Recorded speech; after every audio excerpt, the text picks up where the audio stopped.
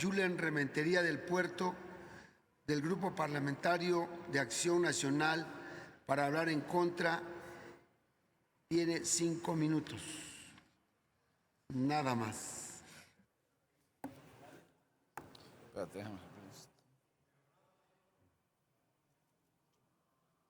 Para hasta que suba, que cuente.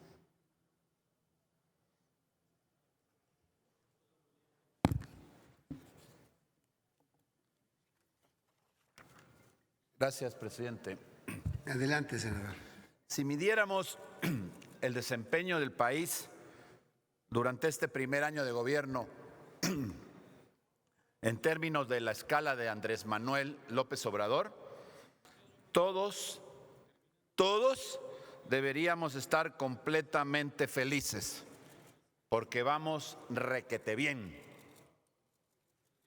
Sin embargo, fuera de posturas ideológicas y basándonos en datos concretos, este es, en voz de muchos analistas, expertos y por supuesto de quienes integramos las cámaras en la oposición, pues el año más desastroso de los últimos 4 presidentes en su inicio.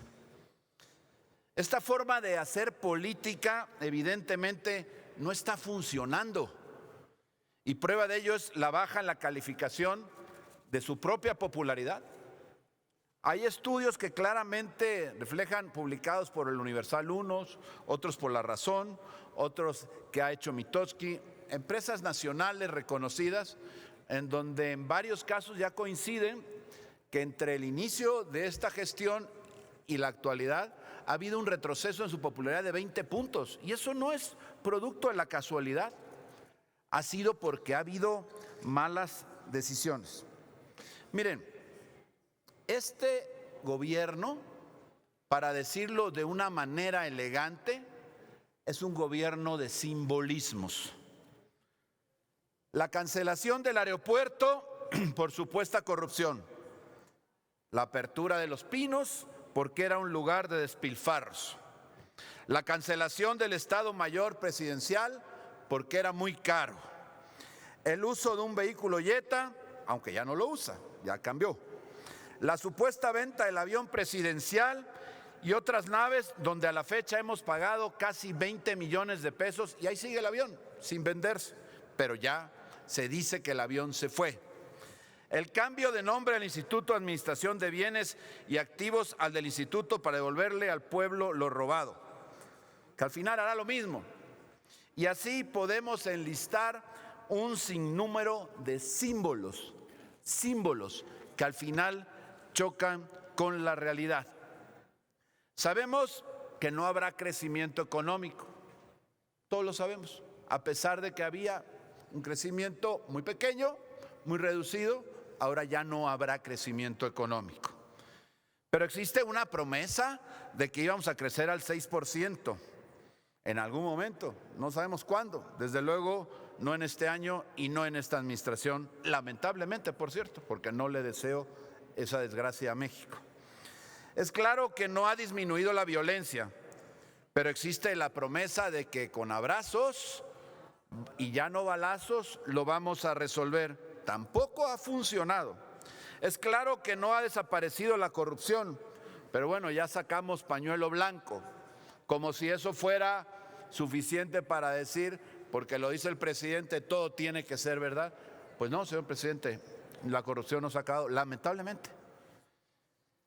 Hay una cosa que realmente lastima a la población, que cuando se habla del ataque o el combate precisamente a este mal que ha llevado el país a esta desgracia, simplemente se habla a costa de la eficacia. Se pretenda combatir la corrupción a costa de la eficacia.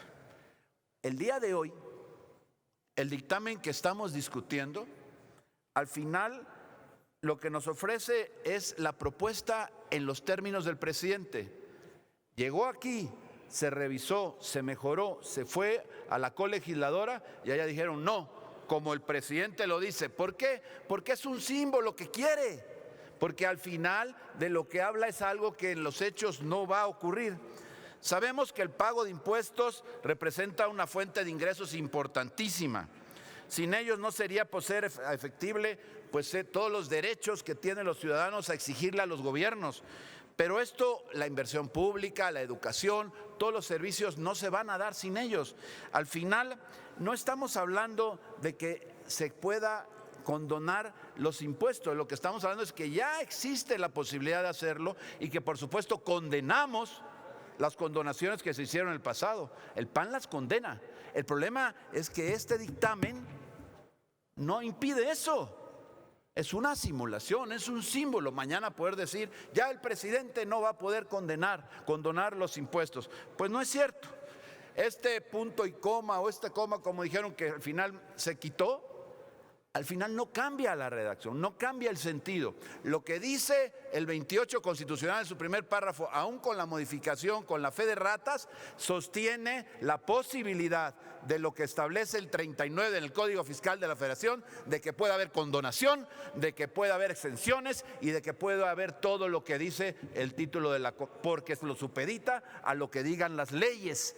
Y precisamente en esa ley secundaria, en el Código Fiscal, establece con perfecta claridad que se puede llevar a cabo y establece cuáles son las condiciones para poderlo realizar. Entonces, ¿cuál es la modificación? Que ahora solo podrá condonarse cuando lo señale la ley. Eso ya existe. Si vamos a modificar, si decían vamos a poner lo de la condonación en el texto constitucional en el 28, pero al final le dejamos la puerta abierta en la ley secundaria, pues ¿cuál es la diferencia?